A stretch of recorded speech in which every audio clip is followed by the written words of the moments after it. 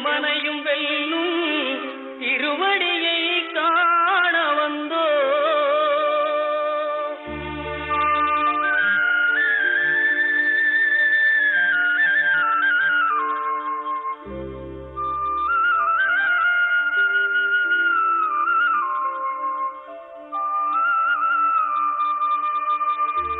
பள்ளிக்கட்டு சபரிமலைக்கு கல்லும் முள்ளும் காலுக்கு மெத்தை சுவாமியே ஐயப்போ சுவாமி சரணம் ஐயப்ப சரணம். பள்ளிக்கட்டு சபரிமலைக்கு கல்லும் முள்ளும் காலுக்கு மெத்தை சுவாமியே ஐயப்போ சுவாமி சரணம் ஐயப்ப சரணம்.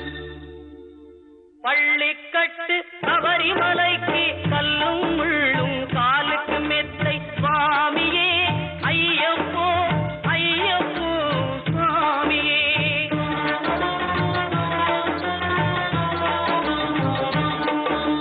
நெய்யபிஷேகம் சுவாமிக்கே கற்பூர தீபம் சுவாமிக்கே ஐயப்பன்மார்களும் கூறிக்கொண்டு ஐயனை நாடி சென்றிடுவார் சபரிமலைக்கு சென்றிடுவார் சுவாமியே ஐயப்போ ஐயப்போ சுவாமியே.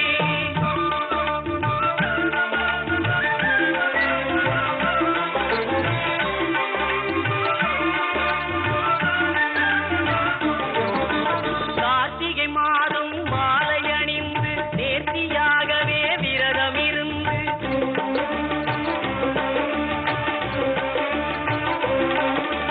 பார்த்த சாரதியின் மைந்தனே உன்னை பார்க்க வேண்டிய தவம் இருந்து பார்த்த சாரதியின் மைந்தனே உன்னை பார்க்க வேண்டிய தவம் இருந்து இருமுடி எடுத்து எருமேலி வந்து ஒரு மனதாகி பேட்டை துள்ளி அருமை நண்பரா பாவரை தொழுது ஐயனின் அருள்மலை ஏறிடுவார் சுவாமியே ஐயப்போ ஐயப்போ சுவாமியே.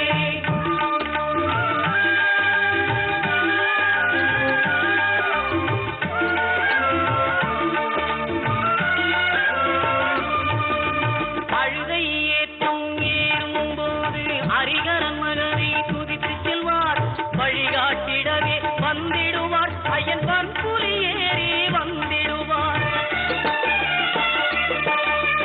கரிமலை ஏற்றம் கடினம் கடினம் கருணை கடலும் துணை வருவார். கரிமலை இறக்கம் வந்தவுடனே திருநெறி பம்பையை கண்டிடுவார் சுவாமியே ஐயப்போ ஐயப்போ சுவாமியே.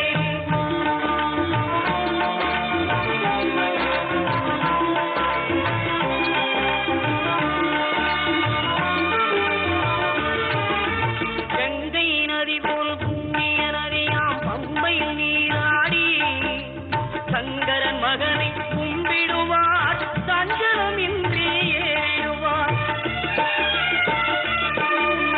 நீலிமலை ஏற்றம் சிவபாலனும் ஏற்றிடுவார். காலமெல்லாம் நமக்கே அருள்காவலராயிருப்பார்.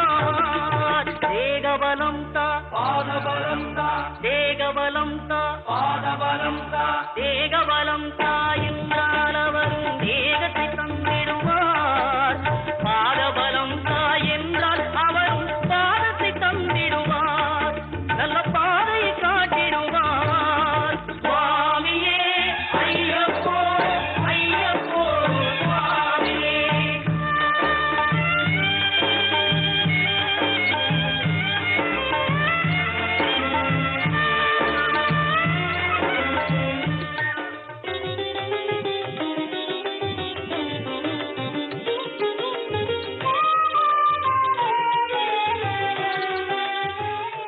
இன்றைய தினம் பரிகார ஸ்தலங்கள் பகுதியிலே நாம் சித்திரை நட்சத்திர கோயில்களை பற்றி தொடர்ந்து பார்த்து வருகிறோம். அதிலே ஸ்ரீரங்கத்தை பற்றிய இன்னும் சில தகவல்கள் சொல்ல வேண்டியிருக்கிறது. இன்றைக்கும் ஸ்ரீரங்கம் தான் தொடர்கிறது. சித்திரை நட்சத்திரத்திற்கு மிகவும் முக்கியமான கோவில் எது என்று பார்த்தால் ஸ்ரீரங்கம் தான் வருகிறது.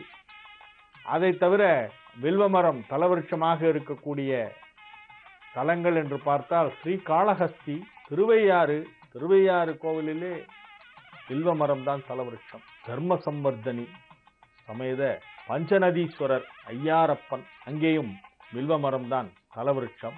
இன்னும் நிறைய கோவில்கள் தலவிருட்சமாக வில்வ மரம் இருக்கக்கூடிய ஆலயங்கள் எல்லாம் நிறைய இருக்கின்றன. அவற்றை பற்றி எல்லாம் இந்த நிகழ்ச்சியிலே நான் வரிசையாக சொல்லவிருக்கிறேன்.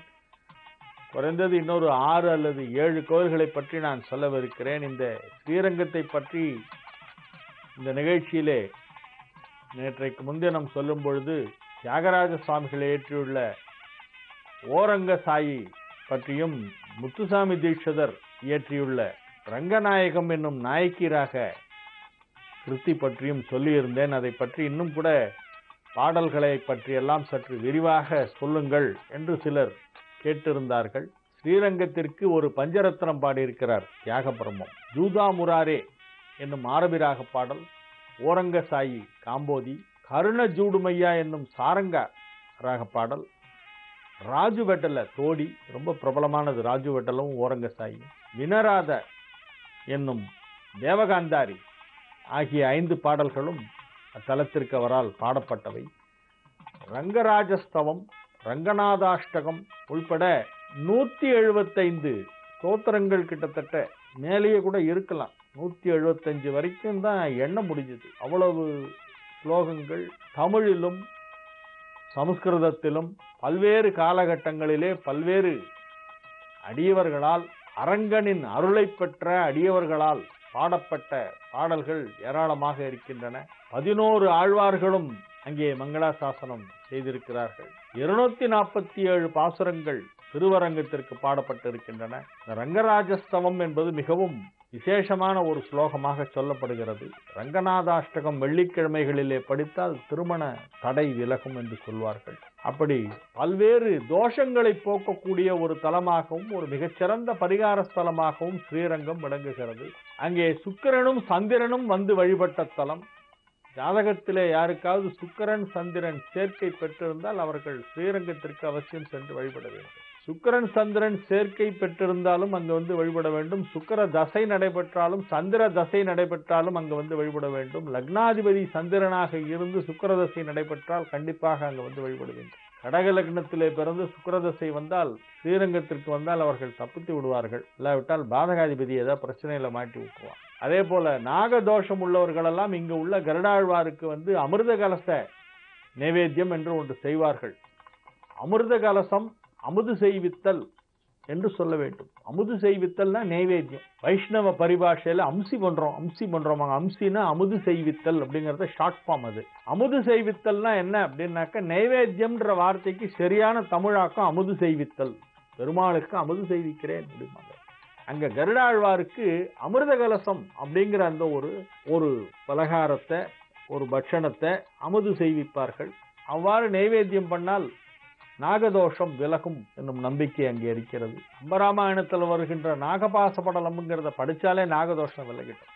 அதை கம்பர் படித்த போது அரவம் தீண்டி இறந்த சிறுவன் மீண்டும் பிழைத்து எழுந்தான். ஆகவே அவ்வளவு சக்தி வாய்ந்தது. கருடாழ்வார் வழிபாடு என்பது மிகவும் விசேஷமான ஒன்று. கருடாழ்வாரை வழிபட்டால் நாகதோஷம் நீங்கும். கருடாழ்வாரை வழிபடுவதற்கு கருட தண்டகம் வாசிக்க வேண்டும். கருட தண்டகம், கருட பஞ்சாசத் எல்லாம் சுவாமி தேசிகன் அருளி செய்தது. சுவாமி தேசிகன், பிரமாந்த தேசிகன் அருளி செய்த கருட பஞ்சாசத்தெல்லாம் படிச்சா ரொம்ப விசேஷம். அந்த கருடாழ்வாருடைய திருமேனி ஒரு பிரம்மாண்டமாக உயரமாக இருக்கக்கூடிய அந்த ஒரு அற்புதமான ஒரு காட்சியை காண வேண்டுமானால் ஸ்ரீரங்கத்திற்குத்தான் செல்ல வேண்டும். ஏரியல் ஷாட்ல மேலேருந்து பார்த்தோன்னு வச்சுங்க, விமானத்தில் அப்படியே பறக்கிற ஒரு வாய்ப்பு கிடைச்சி ட்ரிச்சியிலேருந்து ஏர்போர்ட்லேருந்து அப்படி வெளியே வந்து அந்த காவேரியை கிராஸ் பண்ணி ஃப்ளைட்டில் திரும்புகிற மாதிரி ஃப்ளைட்டில் போகும்போது அப்படி ஒரு அனுபவம் யாருக்காவது கிடைச்சிருதுன்னா அவங்க கண்டிப்பாக வந்து அந்த விமானத்தில் இடது பக்கமாக ஜன்னல் ஓரமாக உட்காரக்கூடிய வாய்ப்பு கிடைத்திருந்தால் நிச்சயமாக திருவரங்கத்து கோவிலை மேலிருந்து பார்த்திருக்கலாம். அழகா அந்த கொள்ளிடமும் காவிரியும் இடையிலே ஒரு கண்ணு போல ஒரு ஐ ஷேப்ல இருக்கக்கூடிய அந்த ஒரு ஐலண்டுல ரொம்ப அழகான அந்த ஒரு கோவிலும் அந்த பிரகாரங்களும் அந்த பிரம்மாண்டமான 21 கோபுரங்களும் இந்த காவிரியில 2 பக்கமும் தண்ணி சுற்றி ஓடுற அழகும் அதை மேலிருந்து பார்த்தா அது ரொம்ப அழகா இருக்கும். அது ஒரு கண்கொள்ளா காட்சியாக அது அமையக்கூடிய ஒன்று. பேர்பட்ட அந்த ஒரு கோவிலிலே எல்லா விதமான தோஷங்களுக்கும் பரிகாரம் அங்கே இருக்கிறது. எந்த கிரகத்தால் என்ன தோஷம் ஏற்பட்டாலும் அதற்கு ஸ்ரீரங்கம் பெருமாள் பரிகாரம் அருள்கின்ற ஒரு அருள் வள்ளலாக அங்கே விளங்குகிறார். ஆகவே திருவரங்கம் என்பது அனைவரும் கண்டிப்பாக சேவிக்க வேண்டிய ஒரு தலம். சித்திர நட்சத்திரக்காரங்கள் மட்டுமல்ல, எல்லாரும் சேவிக்கணும். எங்க சுத்தியும் ரங்கனை சேவின்னு சொல்லியிருக்காங்க. தான் வந்தா நீங்க எங்கதான் போய் என்ன தெய்வத்தை வழிபட்டு எதை செய்தாலும் கடைசியில் பெருமாள்கிட்ட தான் வந்து சரணாகதி ஆகணும். ஆகாசாத்பதி தந்தோயம் யதாகச்சதி சாகரம் சர்வதேவ நமஸ்காரம் ஸ்ரீ கேசவம் பிரதிகச்சதின்னு சொல்லி கேசவன்கிட்ட தான் வந்து சரணாகதி ஆகணும். ஆகவே திருவரங்கத்தை மறந்து விடாதீர்கள் என்று சொல்லி இன்றைய நிகழ்ச்சியை நான் இத்துடன் நிறைவு செய்து கொள்கிறேன். மீண்டும் அடுத்த நிகழ்ச்சியிலே, அதாவது திங்கட்கிழமை முதல் வில்வ மரம் தலவிருட்சமாக உள்ள பிற ஸ்தலங்களை பற்றியெல்லாம் சொல்லவிருக்கிறேன். உங்களிடமிருந்து இப்பொழுது தற்காலிகமாக விடைபெற்றுக் கொள்வது உங்கள் வழிகாட்டி ஜோதிடர் ஹரிகேசநல்லூர் வெங்கட்ராமன். வணக்கம்.